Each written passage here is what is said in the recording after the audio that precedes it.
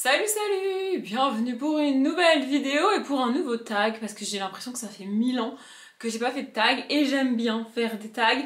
De base, si je faisais des tags, c'était pour vous montrer des livres que j'avais lus avant de commencer ma chaîne. Bon, il se trouve que c'est à peu près toujours les mêmes qui reviennent, donc là j'ai un peu essayé de pas... En fait, j'ai essayé de pas sortir le livre qui me venait en premier pour répondre à la question. Genre Harry Potter, genre Hunger Games, genre l'héritage, j'ai évité, tu vois, parce que je les cite à chaque fois, et oui, c'est la réponse à la question, mais il y a d'autres livres qui répondent à la question, tu vois, d'autres livres dont j'ai moins parlé, ou alors ça fait plus longtemps que j'en ai pas parlé. Donc voilà, j'ai essayé de faire ça.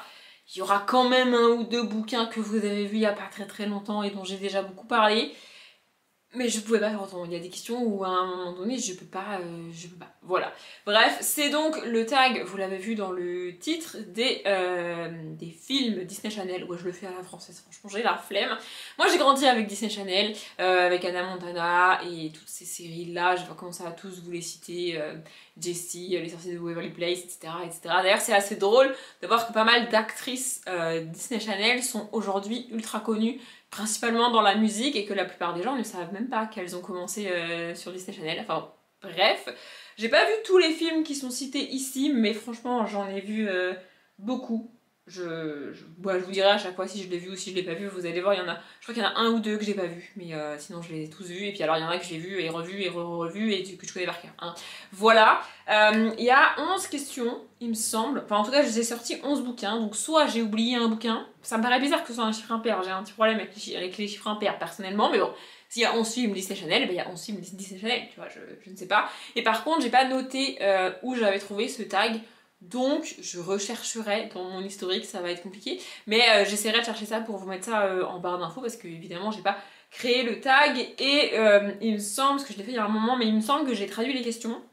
Du coup dans la barre d'infos vous aurez la question en VO et écrit la traduction que j'ai faite et que je vais dire là dans cette vidéo. Je suis pas bilingue du tout donc j'ai essayé de faire au mieux, mais c'est à peu près l'idée de la question à chaque fois. Comme toujours, mon ordinateur est là-bas parce que j'ai la flemme d'apprendre toutes les questions, hein, voilà. Et du coup, on va commencer avec le premier film qui est les Cheetah Girls. J'aime beaucoup les Cheetah Girls. Celui-là, j'ai dû le voir une fois ou deux. J'ai vu les Cheetah Girls 2 aussi. C'est pas mon préféré du tout, mais j'aime bien. Et donc là, il faut un livre avec une amitié féminine forte. J'avoue que le livre que je vais vous montrer, c'est la première qui m'est venue. Et puis en réfléchissant, je me suis dit, ah, c'est une amitié bizarre quand même. Mais j'ai eu beau chercher dans mes bouquins, j'ai pas trouvé d'autres amitiés féminines fortes. Alors il y en a, hein, je ne doute pas comme d'habitude qu'il y en a dans mes bouquins, évidemment, c'est juste que je m'en rappelle pas, que c'est pas un truc qui m'a marqué, mais dans cette saga-là, leur amitié est au centre de l'histoire, tu peux pas l'oublier, enfin je veux dire elle est... Et c'est peut-être pas une vraie amitié parce que, enfin, en fait, oui et non, parce que c'est-à-dire qu'elles passent leur temps à s'engueuler, à se chamailler, à se faire des crasses, à se pardonner, etc., etc. Alors, dans une vraie amitié, t'es pas censé faire du mal à l'autre, selon moi, mais dans une vraie amitié, t'es aussi censé comprendre l'autre et parfois lui pardonner quand c'est possible, etc., etc. Bref, trêve de suspense, je parle de Blair et Serena dans Gossip Girl. Et oui, petit rappel pour ceux qui ne le sauraient pas, la série télé Gossip Girl est tirée des livres de Cecily von Ziegesar, et donc ici c'est le premier tome, ça fait tellement de bien, du dire, du mal. Alors comme pas mal de séries de ces époques-là, adaptées de livres, en tout cas, il y a beaucoup de liberté dans la série, on va pas se mentir, mais j'ai lu tous les bouquins de cette saga. Honnêtement, aujourd'hui, je serais pas capable de les lire. Non mais je vous le dis parce que toutes ces questions d'adolescence et tout c'était pas possible. Enfin c'est pas possible et je pense que j'aurais pas été capable de lire la saga si j'avais pas autant aimé la série. N'empêche que la série de bouquins et la série télé est portée par cette amitié entre Blair et Serena. Elle est pas parfaite, encore une fois, vous le savez si vous connaissez la série ou si vous avez lu les livres. Mais ça reste une amitié qui dure dans le temps et chacune des deux se bat malgré tout pour que leur amitié résiste en fait. Et alors c'est mieux quand ça se passe bien, tu vois, tout le temps, mais c'est humain de pas toujours être d'accord avec tout le monde. Bon, il y a des choses qui se passent dans la saga où franchement t'es pas obligé d'aller jusque là avec ta meilleure amie, tu vois, mais n'empêche que c'est une amitié qui dure et c'est une amitié forte. Voilà. Le deuxième film, c'est bien évidemment High School Musical. C'est mon préféré de Disney Channel, vraiment. J'ai vu les 3 films, je ne sais pas combien de fois, je les connais par cœur. J'ai même vu la série, donc High School Musical, de série qui n'a pas grand chose à voir avec les films de base, mais j'adore High School Musical, vraiment, c'est ma passion dans la vie. Et donc là, il faut un livre avec une romance entre 2 amoureux maudits. Bon, Troy et Gabriella sont pas vraiment maudits, c'est juste que c'est l'adolescence et que bon, bah du coup... c'est la première fois que tu es censé dire à quelqu'un ce que tu dois dire à quelqu'un ce que tu ressens pour lui sans savoir ce que tu vas avoir en échange, tu vois. Et c'est pas très fun, mais bref, là pour le coup, j'avoue que j'ai pas vraiment cherché. Quand tu parles d'amoureux maudits, enfin je veux dire, ils sont le symbole même des amoureux maudits. J'en ai d'autres dans mes bibliothèques encore, mais pas à ce point-là. Donc oui, je sais, c'est une réponse évidente parmi toutes celles possibles, mais Roméo et Juliette, de William Shakespeare. Bah oui, mais à un moment donné, je veux dire Roméo et Juliette, c'est-à-dire en termes d'amour maudit, tu peux difficilement faire pire quand les deux... Pardon, je vais spoiler Roméo et Juliette, mais j'estime qu'à un moment donné, tout le monde connaît la fin de Roméo et Juliette. Donc tu peux pas faire pire en termes d'amour maudit quand chacun des deux se tue parce qu'il préfère mourir que vivre sans l'autre. Ce qui est bizarre, puisque chacun des deux fait ça. Donc le premier, quand il le fait, l'autre, il est pas mort, tu vois. Amoureux maudit. Non mais vraiment, là j'ai même pas cherché. Enfin, je veux dire, j'aurais pas plus maudit que Roméo et Juliette dans ma bibliothèque. Et il se trouve que c'est l'un de mes classiques et l'un de mes livres préférés. Alors, de Shakespeare, c'est pas mon préféré. Mon préféré, c'est Hamlet. Mais au niveau maudit, on est pas mal aussi. Mais au niveau amoureux maudit, j'ai pas besoin de vous expliquer plus que ça, on est d'accord. Le numéro 3, c'est aussi un film que j'ai vu et revu, alors un peu moins que High School Musical, mais j'adore ce film, donc c'est Camp Rock. Bah oui, à un moment donné, Jonas Brothers, etc. Enfin bon, voilà. Et donc là, il faut un livre centré sur la musique. Alors, j'en ai plusieurs dans mes bibliothèques, évidemment, je pourrais vous les citer là, mais je vais pas le faire, parce que c'est pas les livres que j'ai choisis. Mais j'ai choisi de reparler de celui-là parce que je l'ai lu en vrai il n'y a pas très longtemps, mais j'ai vraiment adoré ce bouquin, j'ai vraiment adoré le personnage principal masculin et je suis pas sûre que dans le futur je penserai à reciter ce personnage et ce tome-là et cette saga dans les tags ou dans les trucs comme ça. Donc là je me suis dit que c'était l'occasion.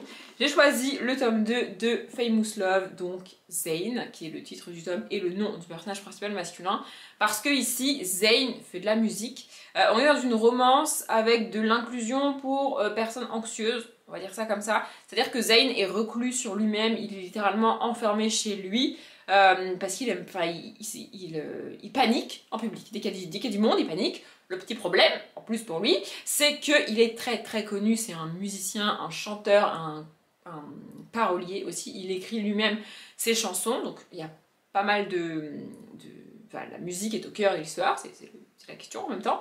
Voilà. Et donc en fait, dès qu'il sort et qu'il est reconnu, bah, évidemment, tout de suite, ça fait une foule autour de lui parce que bah, c'est un peu la star du moment, tu vois, c'est le Billy Crawford de sa génération. Pour ceux qui auront la ref, ceux qui n'auront pas la ref, bah vous êtes trop jeunes, voilà, comme ça. Mais voilà, du coup, son anxiété, de base, le pousse à rester chez lui, et le peu de fois où il tente de faire l'effort de sortir, ça finit en catastrophe parce que les fans sont là, tu vois. Et malgré tout, il arrive quand même à performer sur scène, ce qui est une dualité assez bizarre. Et donc c'est une romance dans laquelle il va rencontrer une jeune fille qui est comme Madame Tout le Monde en fait, enfin, genre voilà, elle est même pas fan de lui, elle le connaît à peine. Bref, j'adore Zayn, j'ai vraiment adoré ce tome-là et vraiment la musique est très présente dans ce bouquin-là. Il est toujours avec sa guitare, en train d'essayer d'écrire. En fait, il est en train d'essayer d'écrire son prochain album et il galère un peu et vraiment j'ai adoré ce tome-là et voilà.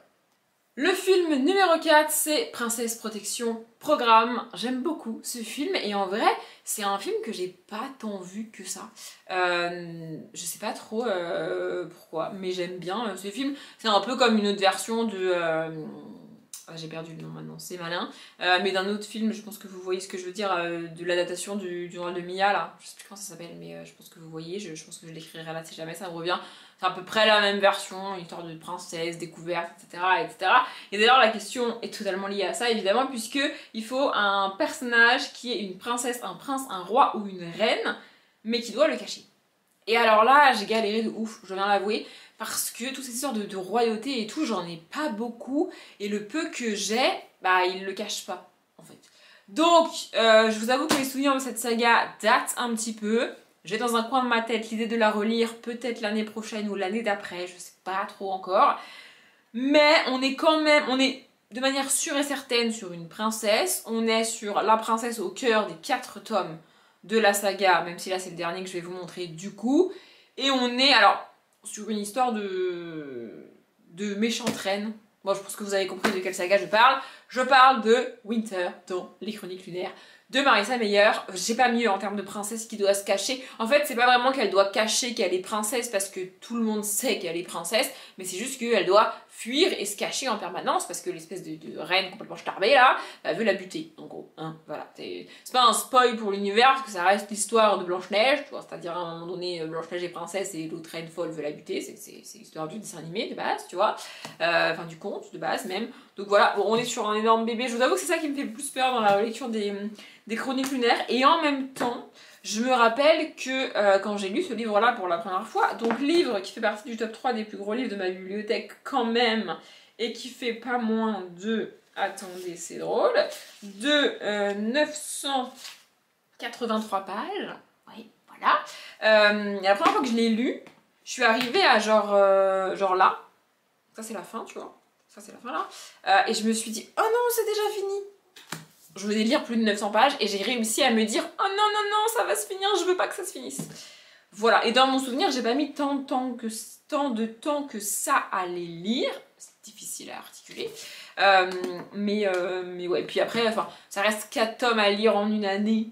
Techniquement, je suis capable de le faire. Là, on est à peine au mois d'avril et j'ai déjà quasiment relu toute la trilogie de Hunger Games. Donc lire 4 tomes en 12 mois, ça devrait le faire. Mais je sais pas si je les relirai l'année prochaine ou pas. Mais en tout cas, c'est dans un coin de ma tête. Et vraiment, j'ai adoré cette saga de réécriture de Marissa Meyer. Et en termes de princesse cachée, je n'ai pas autre chose. Le film suivant, je sais pas pourquoi je l'ai laissé en VO. En fait, les autres ont le même nom en VO et en français, mais lui, il a pas le même nom. Donc je vais le dire en français parce que franchement, avec mon accent, j'ai la flemme. Donc c'est Les Sorciers de Waverly Place, le film. Et lui, de mémoire, je l'ai vu qu'une fois. Quand un jour, un soir ou un jour, je sais pas où il est passé sur Disney Channel, je l'ai regardé et c'est tout. Je ne l'ai jamais re-regardé. J'ai pas beaucoup de souvenirs de ce film-là, mais de mémoire, j'avais bien aimé. Bref, et donc il faut un livre avec de la magie. Alors là, évidemment, tous ceux que je vous ai cités au début quasiment sont venus dans ma tête, c'est-à-dire que de la magie, il y en a dans beaucoup d'univers, et je me suis dit non, je vais pas reciter Harry Potter, ou c'était quoi l'autre que j'ai dit, je sais plus, mais bref, je vais pas reciter ces grandes sagas. Là, on est tous au courant qu'il y a de la magie là-dedans, je veux dire, il y a plein d'autres bouquins dans ma bibliothèque où il y a de la magie, et d'un coup, mes yeux sont tombés sur ce bouquin, et je me suis dit, bah oui, mais pourquoi j'en parle pas plus de celui-là? J'adore cette saga, elle est pas finie, le tome 3 est pas encore sorti, et je pense que le jour où le tome 3 sortira, je relirai les tomes 1 et 2 avant de lire le tome 3, parce que vraiment, j'aime cette saga d'amour. Et la magie est au cœur de l'histoire, c'est de sang et de rage, donc ici le tome 1 de Tomi Adeyemi, je vérifie le nom de l'autrice pour pas l'écorcher. Et en fait, dans cette saga, le roi un peu fou a décidé de bannir la magie parce qu'il en a peur. Et nous, on va suivre une jeune fille qui s'appelle, je sais plus comment, Zélie, exact, et qui a de la magie en elle et qui va découvrir cette magie-là.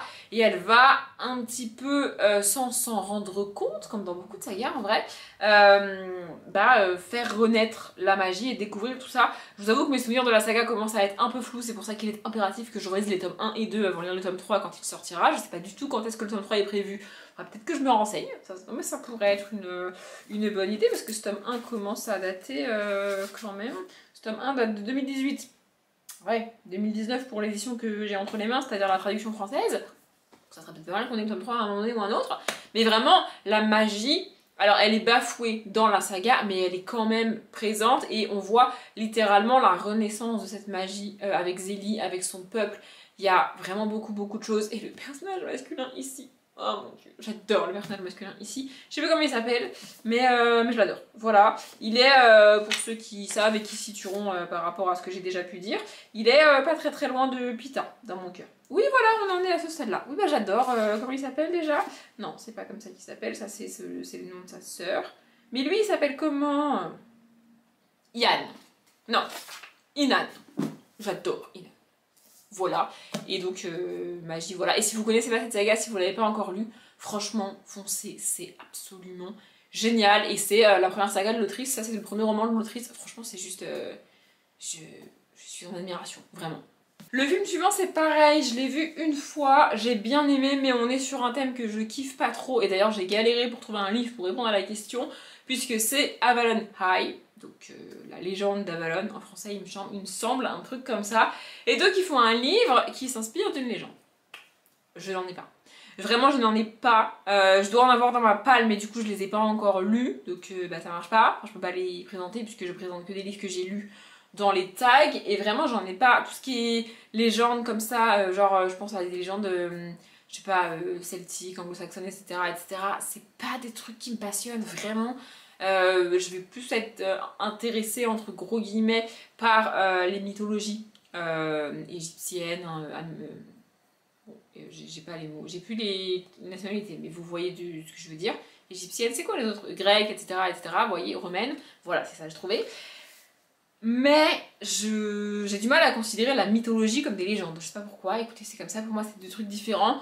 Du coup, je me suis dit, c'est pas compliqué, je vais prendre un livre dans lequel il y a marqué légende, comme ça rentrera dans la question. Voilà. Et donc, j'ai choisi Merveilles et légendes du petit peuple de Sandrine Gestin, c'est ça. Voilà, j'en ai plusieurs des livres comme ça de la maison d'édition au bord des continents, et j'aime bien. Moi je le prends vraiment au sens merveilleux, au sens fantastique du terme et pas du tout au sens légendaire. Mais il se trouve qu'a priori c'est quand même basé sur des légendes. C'est juste que... En fait, j'arrive à croire que Cléopâtre, etc. en termes de mythologie égyptienne par exemple, ont existé. J'ai un peu plus de mal à me dire que les elfes et les fées ont existé un jour. Oui, donc j'ai un peu de mal. Légende pour moi ça veut dire que ça a existé alors qu'en fait bah, j'y crois pas. Mais... J'ai un problème avec toutes ces questions de légende et de mythes, etc. Mais en tout cas, il y a légende dans le titre, donc ça répond à la question. Le film numéro 7, c'est pareil, c'est un film que j'ai vu qu'une fois, mais que j'ai adoré, et j'ai écouté la musique de ce film en boucle pendant des jours et des jours et des jours. Je sais pas, elle me met de bonne humeur, cette musique, et rien que de voir le titre du film, j'ai envie de 1. Regarder le film, et 2. Écouter la musique en boucle. Vraiment, j'adore cette musique. Donc ça s'appelle Lemonade Mouse, ça n'a pas été traduit en français, c'est mieux parce qu'en français ça donnerait un truc ridicule. Et donc la question c'est un personnage qui n'a pas peur de défendre ce en quoi il croit. Est-ce vraiment besoin de vous dire qui m'est venu en premier? Je ne pense pas, mais je ne l'ai pas cité parce que je me suis dit que ça allait faire beaucoup, ça va maintenant. Et j'ai un petit peu cherché, et il y a un autre personnage qui m'est venu, et j'ai pas réellement réussi à m'expliquer pourquoi j'ai pensé à elle. Mais j'ai quand même décidé de la citer. Je me suis dit que, en fait, la Audrey du passé a décidé que la Audrey de là maintenant tout de suite allait se débrouiller pour expliquer pourquoi elle citait America dans la sélection de Caracas. Donc je vais essayer de vous expliquer ça. Donc America dans la sélection. Dans la sélection, on suit donc cette jeune femme et pas du tout, et 34 autres jeunes femmes qui sont invitées / convoquées au palais pour organiser une espèce de speed dating télévisé pour que Monsieur le Prince trouve une femme. Bon, on part déjà pas très bien en termes de droits des femmes, et je vous avoue que c'était un peu bizarre, mais c'est bien fait, c'est bien traité, je trouve. Et en fait, le truc, c'est que America vient de l'une des plus basses castes de la société, on est en dystopie, vous vous en doutez, et du coup, elle sait que, en théorie, elle a autant de chances que les autres. En pratique, non, parce que historiquement, ce n'est jamais arrivé que le prince choisisse une femme qui vienne d'une des plus basses castes de la société. Il choisit toujours une femme quand même assez privilégiée, assez riche, qui vient des plus hauts rangs de la société. Ils invitent toujours les autres pour histoire d'eux, tu vois, mais en vrai, elle a pas vraiment de chance, tu vois. Et elle va utiliser autant qu'elle le peut ce système à son avantage. Et évidemment, c'est une trilogie, donc on va la suivre pendant un petit moment avec le prince au château, etc. etc. Et au bout d'un moment, elle va... Donc déjà de base, elle utilise le système pour en récupérer tout ce qu'elle peut. C'est-à-dire qu'elle va là-bas, en sachant que le truc est immonde. Enfin, je veux dire, avoir cette collection de femmes pour le prince, c'est dégueulasse de base, tu vois. En sachant qu'elle a aucune foutue chance de devenir la reine. Donc en fait, c'est juste la tourner en ridicule de la mettre à l'écran, particulièrement pour elle, tu vois. Mais elle y va en ayant conscience de tout ça et en y allant pour utiliser ce système à son avantage parce que tant qu'elle est au palais, sa famille a de l'argent, reçoit de la nourriture, etc. Et ils en ont besoin, on s'en doute. Et donc elle accepte tout ça pour sa famille et pour le bien de sa famille, vous voyez. Et petit à petit, elle va mieux comprendre les rouages du palais, de la royauté. Il y a aussi des révoltes qui ont lieu un petit peu dans le royaume, etc., etc. Et elle va imposer sa vision des choses au palais, au prince, au roi, à la reine. Et elle va... en fait, elle part du principe qu'elle a littéralement rien à perdre, puisque de base, elle a aucune chance de devenir reine et de rester au palais. Donc elle se dit, bah, autant que j'y aille à fond avec mes convictions et mes trucs et tout, puisque de toute manière, je pars avec zéro chance. Tu vois. Donc vraiment, elle débarque avec ses convictions comme ça. Elle va jusqu'à demander au prince de la garder le plus longtemps possible. En fait, elle lui dit quasiment mot pour mot, je sais que tu ne me choisiras pas, mais garde-moi parce que j'en ai besoin. Et vraiment, cette force de caractère qu'elle a, j'adore America. On est aussi sur une saga que j'hésite à relire très fortement. En fait, l'année prochaine, voilà, je vais vous le dire, l'année prochaine, soit je relis la sélection, soit je relis les chroniques lunaires, soit le tome 3 de 200 et de Rage sort, et c'est ça que je relirai. Je sais pas trop encore, mais si vous avez un avis, une préférence à me donner, je prends. Le film numéro 8, je ne le connais tout simplement pas. Je n'en ai jamais entendu parler, ça ne m'évoque rien, je ne sais pas du tout de quoi il parle. Donc c'est Girl vs Monster. Je connais pas, je sais pas qui joue dedans, je sais pas, je n'ai aucune info sur ce film. Peut-être que je me renseignerai, peut-être que je le regarderai, écoutez, pourquoi pas. En tout cas, il faut citer un personnage qui affronte ses peurs et parvient à les surmonter. Et là, ça va faire plaisir à l'une d'entre vous parce que je cite rarement cette saga, vraiment très très rarement. Mais quand tu parles de peur à affronter, c'est peut-être parce que j'ai vu le film il y a pas longtemps. Mais je vois pas qui je pourrais citer d'autre que Triss dans Divergente. C'est littéralement une étape de l'intégration qu'elle fait d'affronter ses peurs dans des simulations. Donc, Triss de Divergente. Enfin, genre, voilà. Et en fait, je sais pas...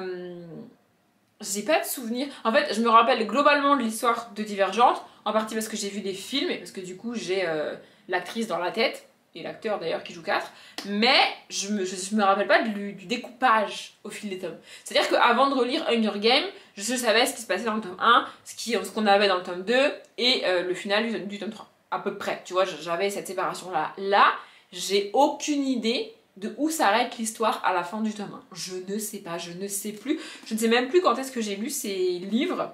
Je les ai lus après les Divergentes. Bah non, du coup, je les ai lus après les Hunger Games, c'est sûr. Mais j'ai très très peu de souvenirs de cette saga-là. Ce qui me fait citer ce livre-là ici, c'est que j'ai vu le film il n'y a pas hyper longtemps. Et que je me rappelle de cette histoire de simulation, de peur que Triss va littéralement affronter. Alors, dans sa tête quand même, tu vois.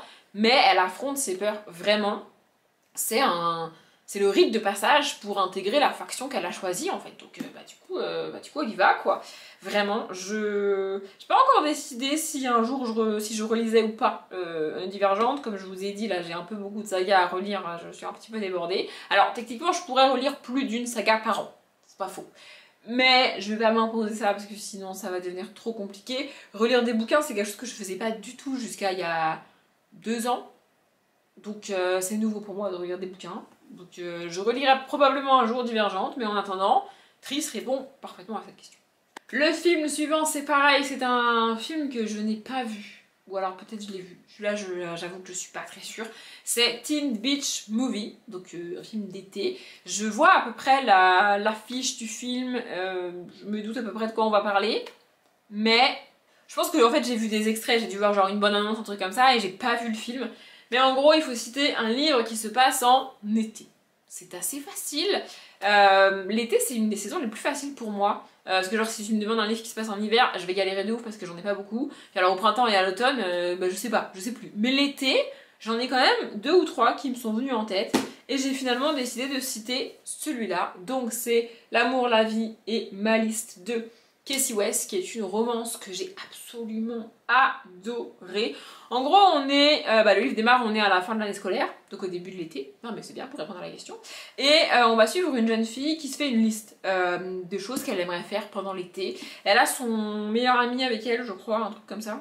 Voilà, donc en fait elle fait cette liste qui est un petit peu une liste d'activités, de missions à remplir, un petit peu de challenge pour elle, et son meilleur ami, donc comme je disais, est là avec elle. Bon, c'est une romance, du coup on se doute de ce qui va se passer, tu vois.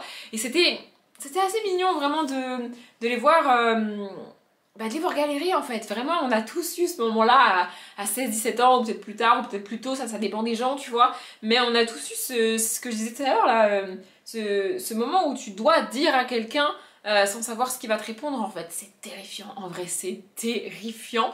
Mais c'est ça qui se passe ici et nous on voit ça un petit peu de l'extérieur, pour nous c'est obvious que c'est réciproque tu vois, mais pour elle pas du tout et c'est très mignon, vraiment c'est très chou. Et puis il y a cette ambiance d'été, de vacances en fond et vraiment j'ai trouvé ça très très cool, j'aime beaucoup Casey West. Voilà. La question 10 c'est Descendants, et là c'est pareil, je me rappelle pas l'avoir vu. En fait je me rends compte que les premiers je les ai vus et revus et en boucle et tout, et les derniers je les ai pas vus. Alors ce serait facile de dire que c'est parce que j'ai vieilli entre temps et que du coup je les ai pas regardés, mais c'est surtout parce que entre temps je pense que j'ai arrêté de regarder Disney Channel, donc forcément j'ai pas vu les derniers films, et écoutez, peut-être que je les regarderai un jour. Donc bref, Descendants, il faut un livre où les méchants se révèlent être les gentils. Et j'avoue que j'aime pas trop cette question parce que du coup, ça spoil en fait. C'est dommage de... Je suis obligée de vous présenter un livre et de vous spoiler la révélation ou... Je trouve ça un peu nul comme question. Du coup j'étais un peu mal à l'aise avec le fait de vous présenter un livre et je me suis dit que j'allais vous citer le livre dans lequel il y a tellement de retournements de situation que même si je te dis que les méchants sont les gentils à la fin, tu vas te faire retourner le cerveau 14 fois si tu le lis avant d'en arriver à cette fin et tu auras oublié ce que j'ai dit, tu seras un peu perdu. Mais vraiment j'ai adoré cette saga, j'en parle quand même assez souvent, je sais pas si vous l'avez lu, mais de nouveau je vous conseille Les Tags de Mel 2.2 ou Mel James F, ici le tome 1. Mutagénèse, on est dans de la science-fiction, j'aime pas la science-fiction, on est dans des livres qui te retournent le cerveau avec plein de points de vue, on est dans des grands formats hyper remplis, j'aime pas tous ces trucs là, vraiment ça me fait mal à la tête, ça me saoule, mais alors ça, c'était génial, j'ai absolument surkiffé cette saga et j'ai pareil presque envie de la relire. Parce que je me rappelle pas de tous les retournements de situation, franchement il y en a vraiment beaucoup et j'aimerais voir ce que ça fait si, de relire la saga en connaissant tout ça en fait, en sachant tous ces retournements de situation, toutes ces explications, toutes ces révélations qu'il y a, parce que vraiment il y en a beaucoup, beaucoup. En gros l'autrice passe son temps à nous balader et quand tu te dis bon d'accord c'est bon, il y a eu 3-4 retournements de situation, là maintenant il n'y en aura plus, on va être bien, bah non pas du tout, en fait ça continue, et encore, et encore, et encore, et vraiment elle m'a retourné le cerveau à un point où à la fin je me suis dit mais attends mais je comprends plus. Et pour une fois, j'ai adoré cette sensation, j'ai adoré ce sentiment, j'adore cette saga, vraiment, vraiment. Et enfin, le 11e film, donc c'est Zombie, alors écrit avec des tirets entre chaque lettre, pareil, je l'ai pas vu, et alors autant Descendant, j'ai un petit peu l'affiche dans ma tête, autant Zombie, je sais pas du tout, enfin je me doute que ça parle de zombies, hein, voilà, mais sinon je ne sais pas, et donc il faut un livre avec une romance interespèce. Alors romance interespèce ça veut dire à peu près tout et n'importe quoi, j'en ai beaucoup, beaucoup, beaucoup dans mes bibliothèques, encore une fois, mais finalement j'ai décidé de parler de cette saga là parce que j'en parle très très peu, je l'ai lu il y a très très très longtemps, en fait je l'ai lu à peu près à la même époque que Hunger Games et Divergente, mais de mémoire j'ai dû la citer peut-être allez 2 fois sur ma chaîne et j'en parle quasiment jamais alors que j'ai lu cette saga et que j'ai bien aimé. Donc c'est Damnée, le nom de la saga je sais plus ce que c'est de Lauren Kate, voilà. Et donc ça c'est le tome 1, je pense que c'est la saga Damnée, tome 1, Damnée, je ne sais pas. Et en gros, c'est un peu un ovni dans ma bibliothèque parce que dans cette saga, on suit des anges, donc des gens avec des ailes et tout. Et je lis rarement ce genre de bouquin. Je pense même pas me tromper en disant que c'est la seule saga avec des anges réellement. Alors, il y en a une autre, notamment de Georgia Caldera, où il y a une histoire d'elle, etc., etc. Mais c'est quand même différent. Et donc là, ben voilà, on a une jeune fille qui va découvrir cette histoire de d'ange, etc., etc. Je vous avoue que mes souvenirs datent de ce bouquin-là, mais je vais vous lire le résumé parce que peut-être ça peut vous donner envie si vous ne connaissez pas. Voilà. Lorsque Luce entre à Sword et Cross, un lycée d'éducation surveillé, elle est d'emblée attirée par le ténébreux Daniel. Dans cet endroit sinistre où les portables sont interdits, où les élèves ont un passé lourd et où des caméras surveillent les moindres faits et gestes de chacun, Daniel devient une obsession. Mais le jeune homme évite Luce, qui est aussi courtisée par Cam, un beau brun aux yeux verts. Malgré sa fascination pour Daniel, Luce n'arrive pas à résister à Cam. Ce dilemme perturbe la jeune fille, déjà déstabilisée par la présence incessante d'ombres qui la poursuivent et l'inquiètent depuis l'enfance. Tout est conçu pour que l'ordre règne à Sword et Cross. Pourtant, ce lieu deviendra le théâtre de drames troubles et mystérieux. Voilà, bon, rien qu'avec le résumé, on a compris qu'il y aurait un triangle amoureux. Effectivement, il y en a un. Mais vraiment, j'ai beaucoup aimé l'héroïne ici. Et moi, je suis pas dérangée spécialement par les triangles amoureux, j'ai déjà dit plusieurs fois. Même là, dans ma relecture de Hunger Games, franchement, les triangles amoureux, ils me passent au-dessus. Mais vraiment, en fait, j'y crois pas. Dans chaque triangle amoureux que j'ai croisé, il y a toujours un des deux côtés du triangle où je me dis, ben non. En fait, il y a toujours un des deux côtés du triangle qui est l'évidence même, selon moi. Et du coup, l'autre côté, pour moi, il sert à rien, tu vois. Il est juste là pour faire joli. C'est le cas dans Hunger Games, c'est le cas dans la plupart des triangles amoureux, c'est le cas ici. Et c'est aussi extrêmement rare que le personnage au cœur du triangle amoureux choisisse celui que je voulais pas, ou celle que je voulais pas. Donc c'est peut-être pour ça que j'ai pas trop de problème avec les triangles amoureux. Mais en tout cas, voilà, c'est une saga en 5 tomes. Et franchement, je sais pas pourquoi je n'en parle pas plus, parce que j'ai vraiment beaucoup aimé cette saga. Voilà. J'ai un peu beaucoup parlé, j'espère qu'après montage cette vidéo sera pas trop longue. Comme toujours avec les tags, si vous voulez y répondre en commentaire, n'hésitez pas. Moi je m'arrête là, j'espère que cette vidéo vous a plu. Comme d'habitude, je vous souhaite une bonne journée, un bon après-midi, un bon appétit ou une bonne nuit. Et je vous dis à bientôt.